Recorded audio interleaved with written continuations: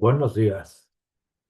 Como habíamos acordado, vamos a ver las constituciones del siglo XIX, cada una de ellas en una sesión Zoom, para poder avanzar en los demás temas. Entonces, voy a poner un listado, permítanme,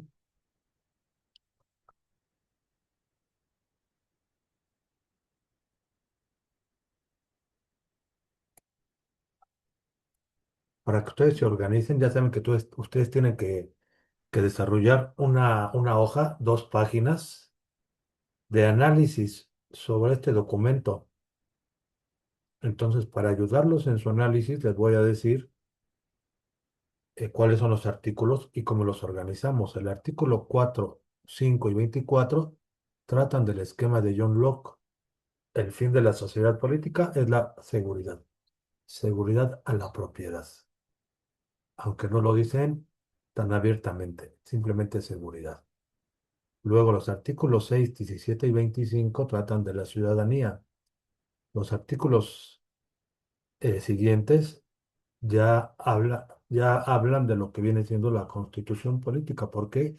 Constitución política en la ciencia moderna, constitución política, como su nombre lo dice, cómo está constituido el poder, cómo está organizado, cómo está estructurado, cómo está configurado, cómo está construido el poder. Entonces aquí es la clásica división de poderes en tres.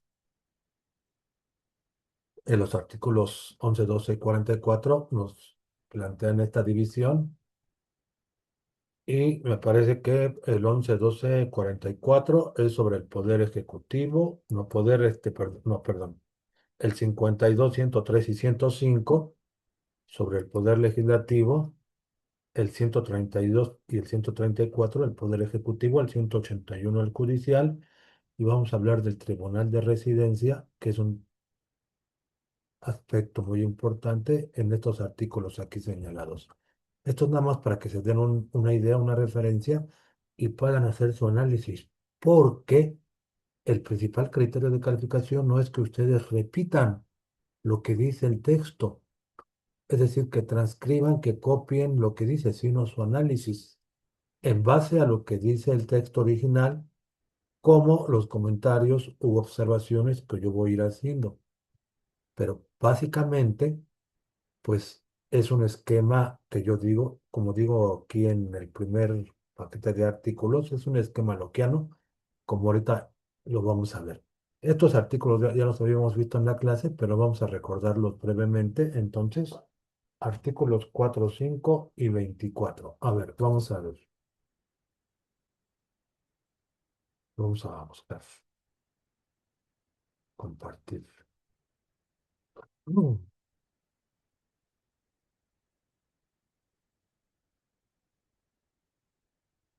no lo veo.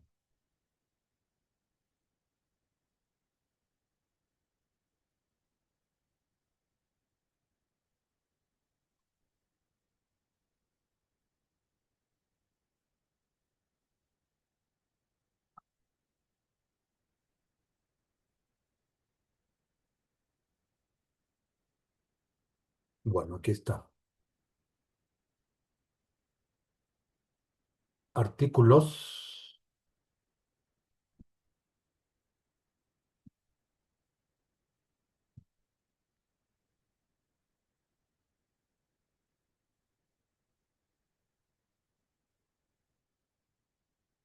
Habíamos dicho el artículo 4 y el 5.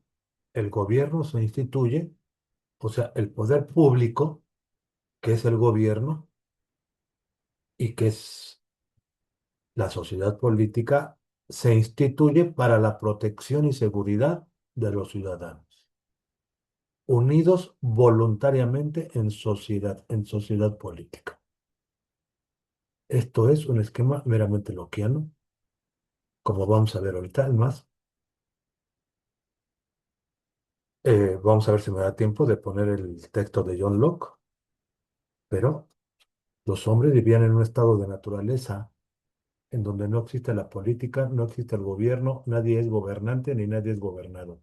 Pero los hombres salen del estado de naturaleza Por eso dice aquí, unidos voluntariamente, salen solamente por su consentimiento y mediante el contrato social forman la sociedad política, que es lo que dice aquí. Unidos voluntariamente en sociedad. Eso es lo que dice el texto de John Locke. Y se han salido porque en el estado de naturaleza, han salido del estado de naturaleza porque si bien gozan de libertad e igualdad, pues también tienen una desventaja que es la inseguridad. Entonces, salen del estado de naturaleza y mediante el contrato social forman la sociedad política para ya conjurar esa inseguridad y ahora tengan lo contrario, que es seguridad. La seguridad se las va a dar a cada uno de los ciudadanos o de los hombres, se las va a dar el poder público, es decir, el gobierno. Por eso se ha creado el gobierno, simplemente para dar seguridad a la figura del hombre. Claro que aquí cambian un poco las palabras respecto del original de Locke, pero ¿por qué está esta ideología de John Locke en la Constitución? ¿Por qué liberalismo? ¿Por qué esto es ciencia política moderna? Estas ideas que están en este artículo 4 son el esquema esencial del liberalismo, de la ideología del liberalismo. Y quienes difundieron la ideología del liberalismo, lo hemos dicho muchas veces, fueron los masones. Fue a través de de las logias masónicas donde se circulaban los documentos, los textos que manejaban estos textos. Y en el año 1814, en México y en otras partes del mundo, estas ideas no eran muy poco conocidas,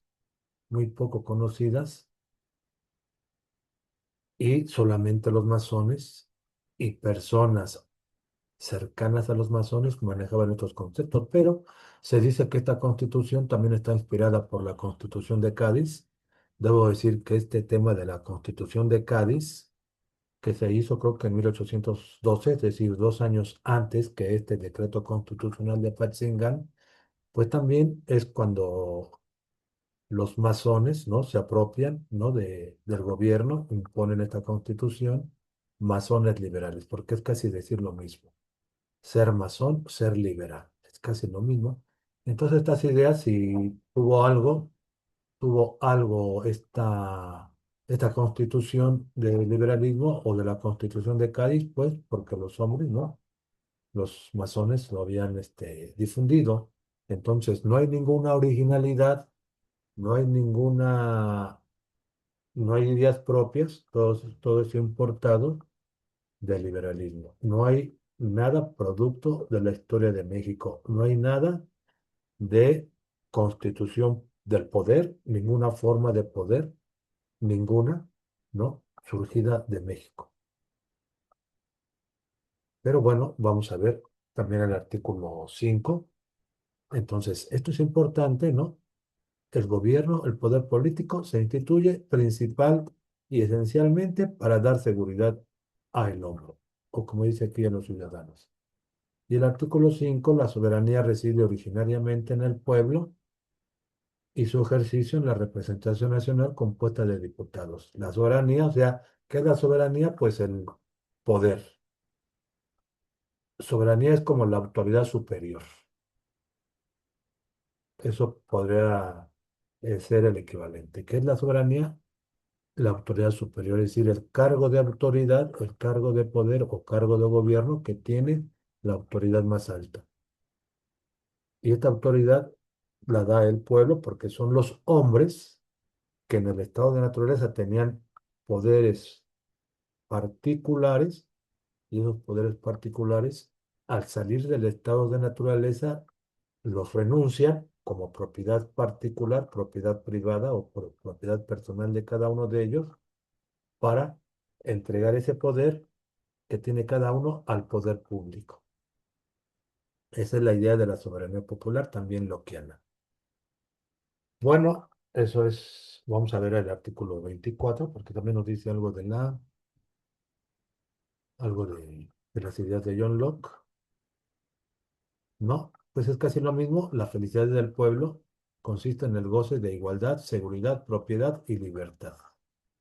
La conservación de estos derechos es el objeto de la institución de los gobiernos y el único fin de las asociaciones políticas. Es decir, el único fin de la sociedad política es que las instituciones políticas, es decir, el poder público que el gobierno, tenga por objeto que los ciudadanos gocen de seguridad, de propiedad, igualdad y libertad, que son los elementos, los principios que el hombre conserva desde el estado de naturaleza. Son ideas totalmente lockeanas. Y aparece la palabra curiosa de felicidad, porque en realidad el gobierno, el poder o los cargos realmente tienen como fin la felicidad. Eso en la ciencia política, porque hay que distinguir entre ciencia política y ciencia política moderna. La ciencia política es milenaria, no solamente de los griegos, Sócrates, Platón, Aristóteles.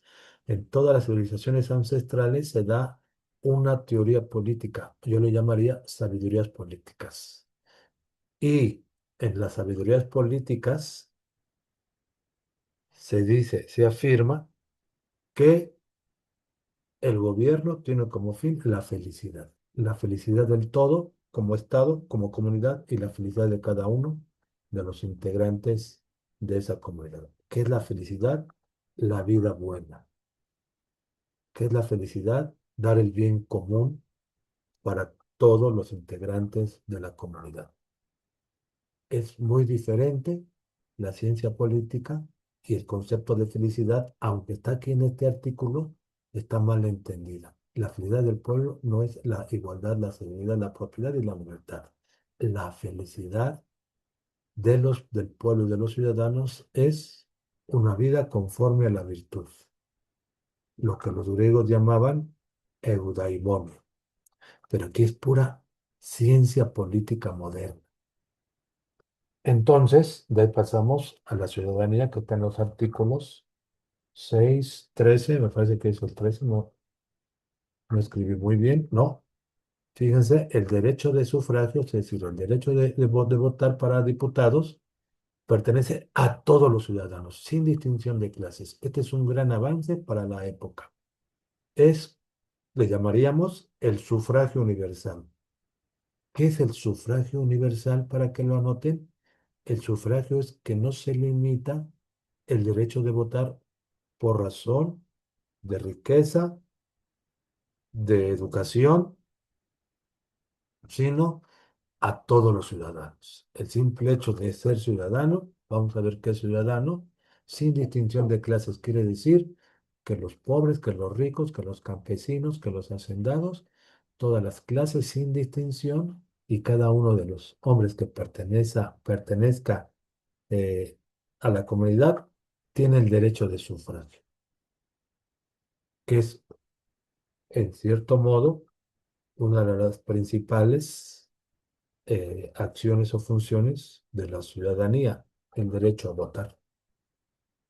Y de aquí también nos pasa, como decíamos, a los artículos 13 o 17, vamos a ver, es que no lo escribí bien.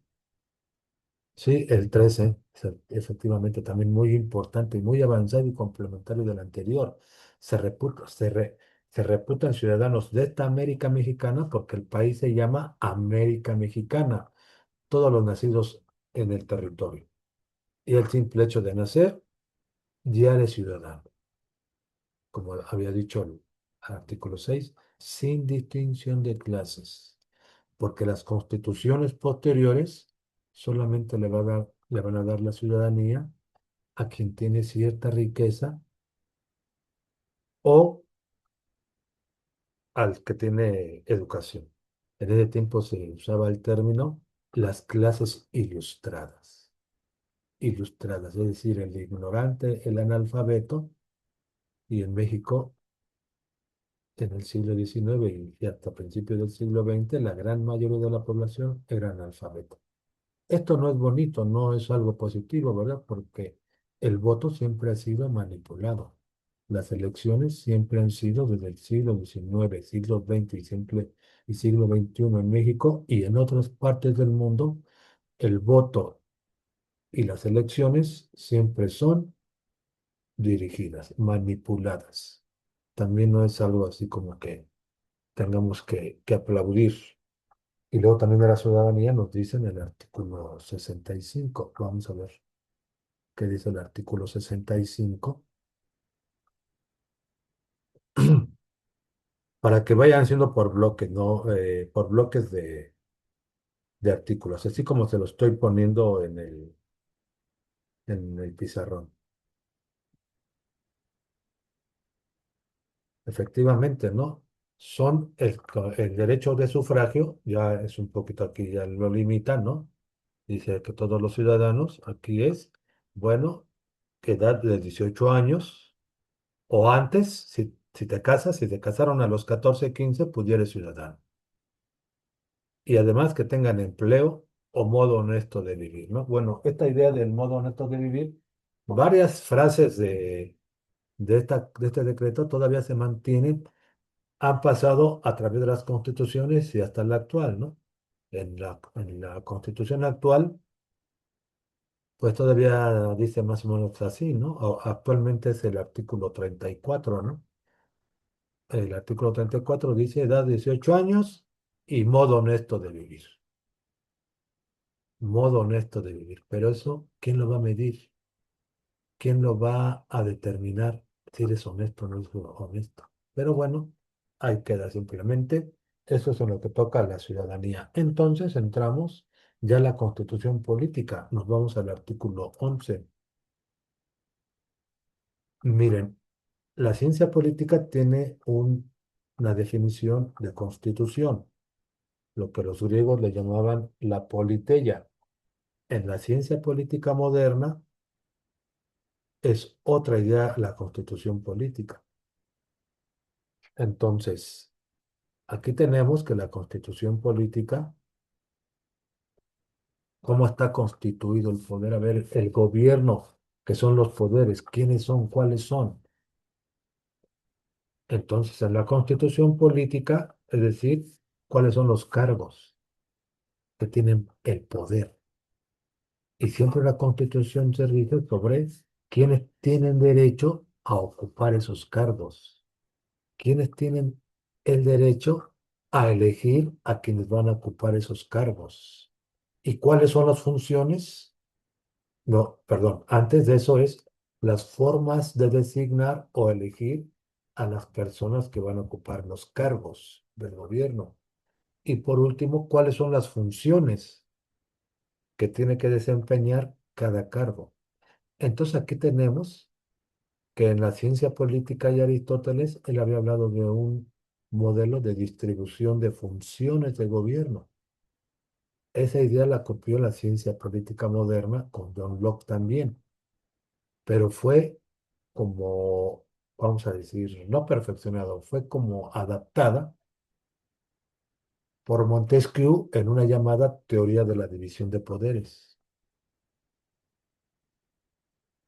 Y esa teoría de la división de poderes, ¿no? Se puso en la asamblea, no me acuerdo si fue la Asamblea Nacional o qué institución en la Revolución Francesa, que hizo la Declaración de los Derechos del Hombre y del Ciudadano, y en uno de los artículos o puntos de esta Declaración de los Derechos del Hombre y del Ciudadano, determinaron que país que no tenga división de poderes no tiene constitución. Entonces, esa imposición que transmiten los masones hace a países que quieren desarrollarse como México, como la América mexicana, pues tomar por nuestra incapacidad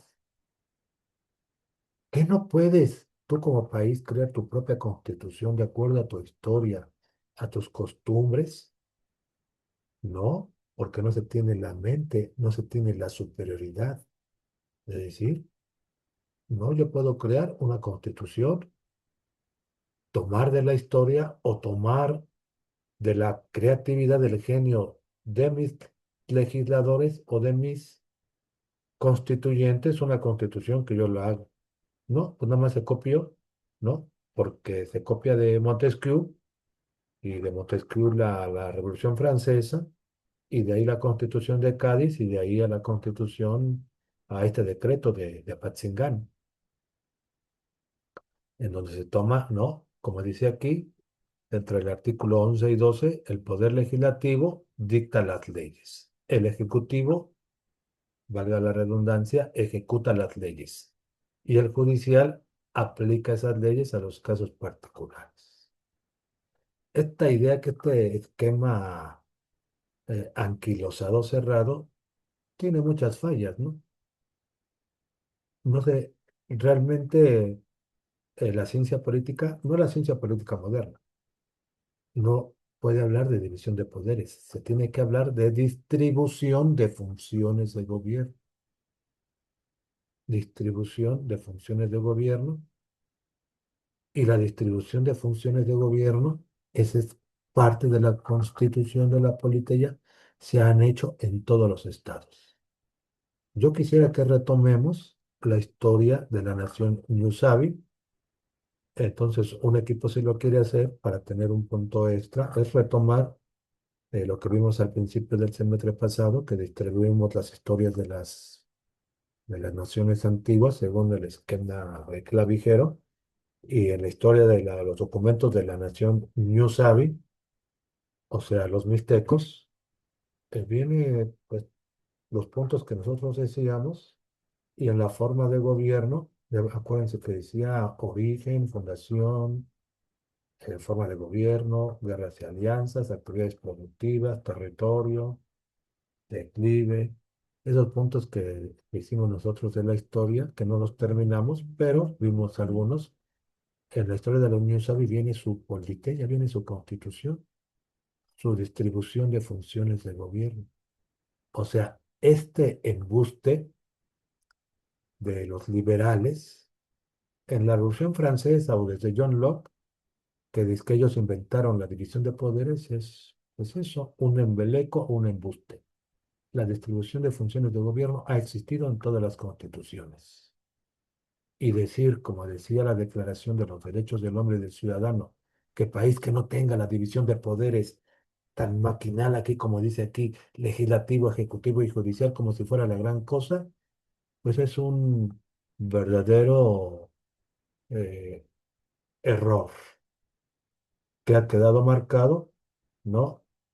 Porque estas funciones legislativas, ejecutivas y judicial, pues son las que maneja Aristóteles en su Tratado de Política, ¿no? En su libro cuarto, ¿no? Habla de esta distribución de funciones de gobierno. Lo correcto es distribución de funciones de gobierno y no división de estos tres poderes.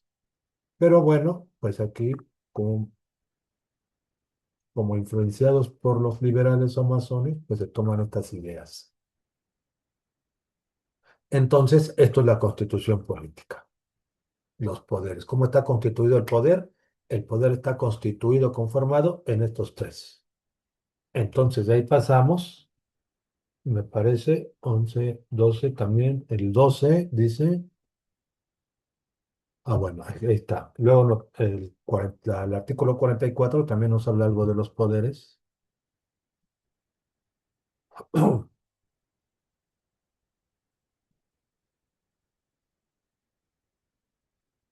Pues aquí se les llama, ¿no? El poder legislativo se le llama Supremo Congreso Mexicano. El poder ejecutivo se le va a llamar Supremo Gobierno. Y el poder judicial se le va a llamar Supremo Tribunal de Justicia. Bueno, entonces vamos al primero de los poderes, que es el poder legislativo, 52. Lo de diputado, ¿no? Para ser diputado se requiere de edad 30 años y tener luces no vulgares, es decir, lo que decía de las clases ilustradas, es decir, una cosa es el derecho de votar y otra cosa es el derecho de ser votado. Entonces, el derecho de ser votado incluye requisitos, aparte de los ya citados, de edad de 18 años, pero aquí además para ser diputado más de 30 años, y esto que es importante, tener luces no vulgares, sea analfabeta, de poca educación, pues no puede ser diputado. También nos vamos al artículo 105,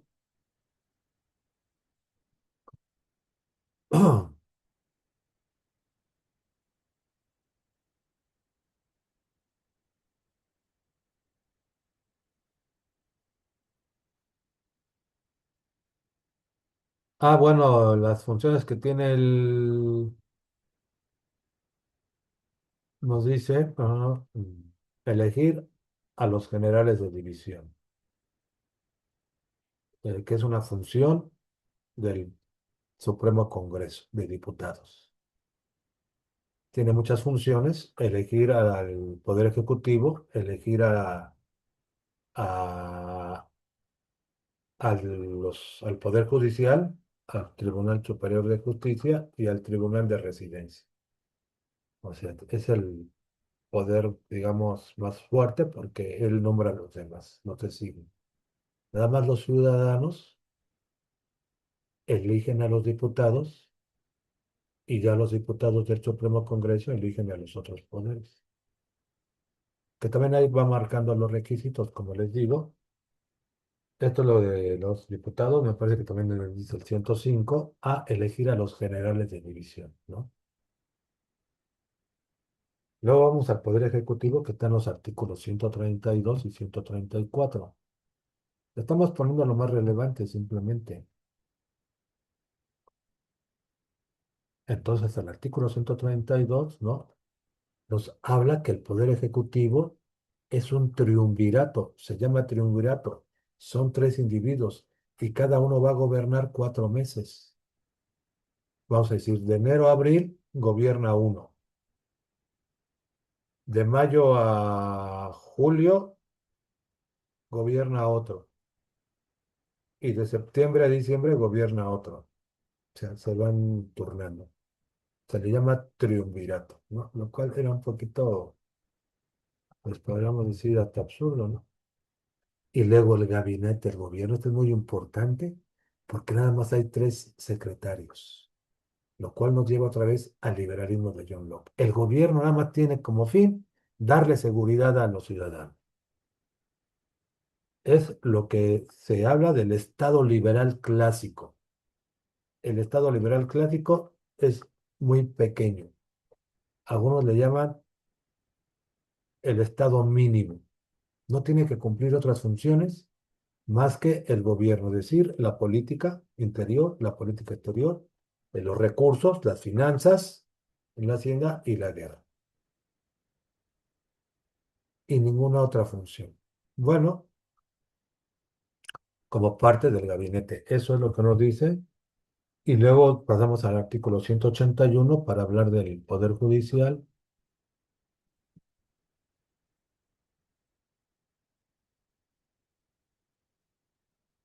Todo va diciendo cuáles son las funciones de cada uno, cuáles son los requisitos, quiénes lo integran. Que eso realmente es la Constitución política. El Supremo Tribunal de Justicia, Poder Judicial, se compone de 5 individuos. Siempre los tribunales tienen que integrarse en un número impar, 3, 5, 7, 9, 11. ¿Por qué? Porque ellos dictan sentencias o juicios y nunca debe haber empate. Por eso siempre es el número impar. Y por último, el Tribunal de Residencia. Esta es una institución, casi a lo mejor es la única, es muy importante porque esta es una institución virreinal, no es moderna, no es liberal, no es de los masones. Y se mantuvo con Morelos. El Tribunal de Residencia, como les decía, número impar, son 7 jueces. El Tribunal de Residencia hace la rendición de cuentas, es decir, cuando un gobernante en el virreinato, ya sea el virrey o los oidores de la Real Audiencia, terminaba su periodo, no era de que ya terminé, ya nombraron otro virrey, ya terminé mi función en la Real Audiencia, va a venir otro oidor a ocupar mi lugar, nada de que ya me voy y ya nos vemos. No, no, no. Te quedas porque viene un juicio de residencia. Vamos a evaluar tus, las funciones que desempeñaste, porque si hay algo corrupto o algo ineficaz o algo erróneo, se le puede condenar, hacer una sentencia culpatoria, ¿no? O decir, aquí estás mal y recibirás una sanción, un castigo. Ese es el Tribunal de Residencia, el 12. En el artículo 212 y el artículo 224, se puede decir que hasta donde yo he visto es una de las instituciones virreinales que se pudo mantener y se pudo continuar en esta constitución que es eminentemente liberal masónica moderna. Y aquí dice, conocerá privativamente de las causas de esta especie pertenecientes a los individuos del Congreso, a los del Supremo Gobierno y a los del Supremo Tribunal de Justicia. A ver, fueron elegidos diputados, fueron elegidos los del triunvirato, que van a ser el Poder Ejecutivo, y además los titulares de la Secretaría de Gobierno, de Guerra y de Hacienda, y a todos los jueces del Supremo Tribunal de Justicia, los cinco, van a pasar a un juicio, a ver todas sus acciones, sus medidas, porque si hay algo malo, hay algo que hay que ponerles tache de lo que hicieron en su periodo y ponerles una sanción. Lamentablemente este tribunal de residencia no se mantuvo. Habrá que investigar si durante el tiempo que este tribunal de residencia funcionó en el virreinato, a qué virreyes y a qué oidores de la Real Audiencia en el juicio de residencia fueron sancionados, fueron castigados. Habría que revisar, no tengo yo la información.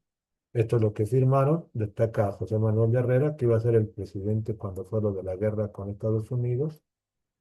Y aparece, obviamente, don José María Morelos, diputado por Michoacán. Y es curioso, algo que está por acá abajo, los demás no son muy conocidos.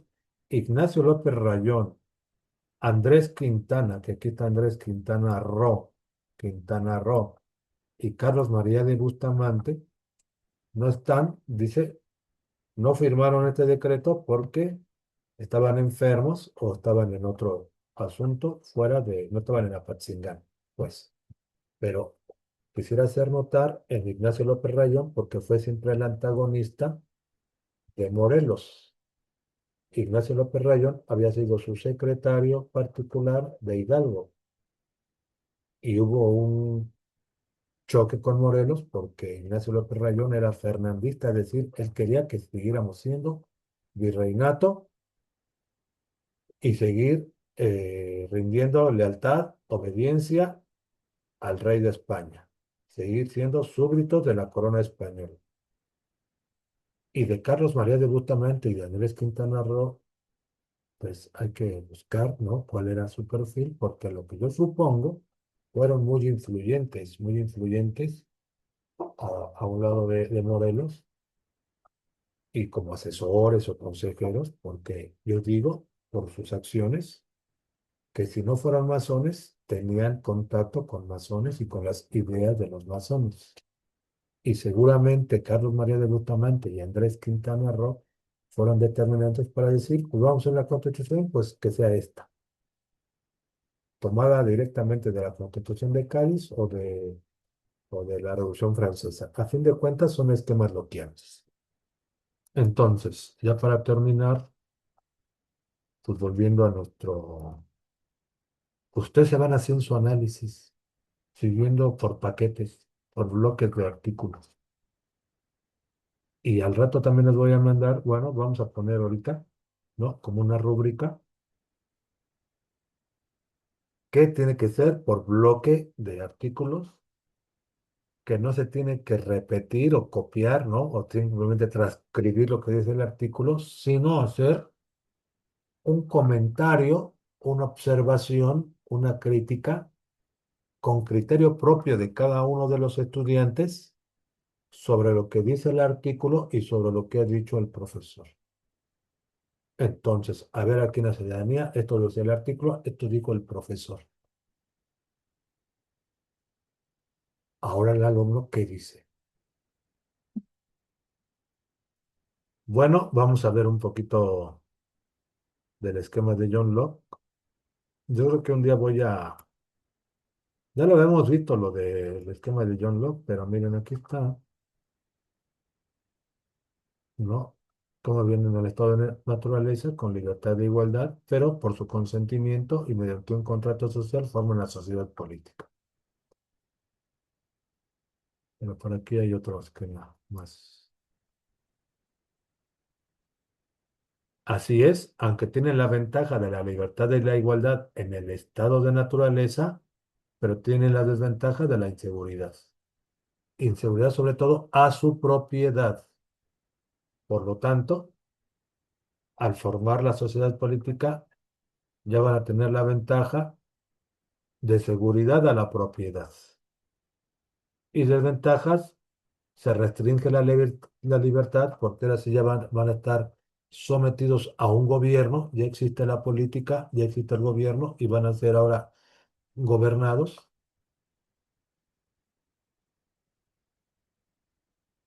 pero tienen la gran ventaja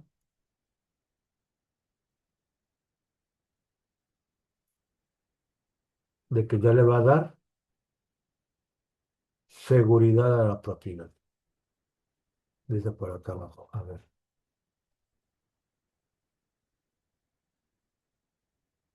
Derechos de no sé qué. A ver.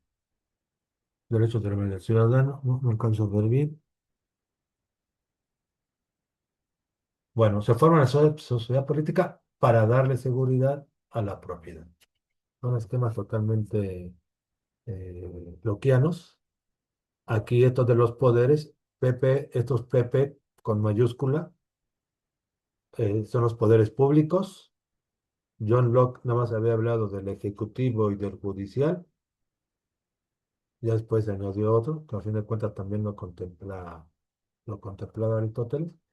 Y esos poderes públicos, que ya después con, con Montesquieu y en la versión francesa y en la Constitución de Cádiz y en la Constitución y en este decreto de Apatzingán, van a ser los tres poderes, como dice, el poder, la soberanía reside originariamente en la nación, que quiere decir que el hombre en el estado de naturaleza tenía poderes privados.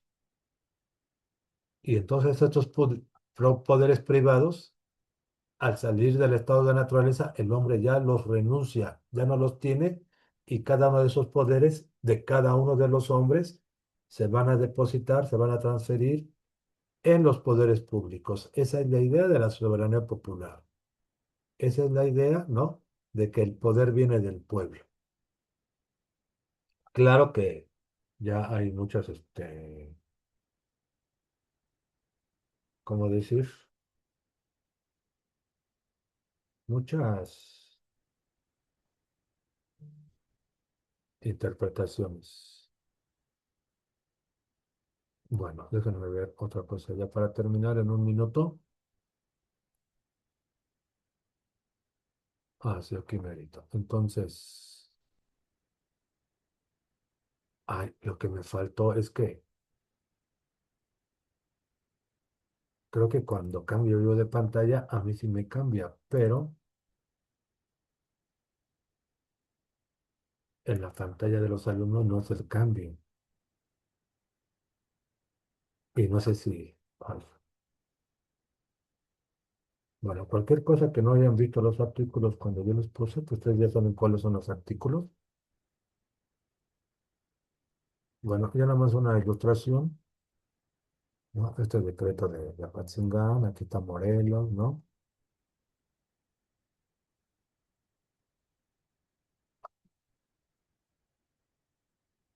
Y los criollos, Quintana, uno de estos es Quintana Roo, otro es Carlos María de Bustamante, y así están.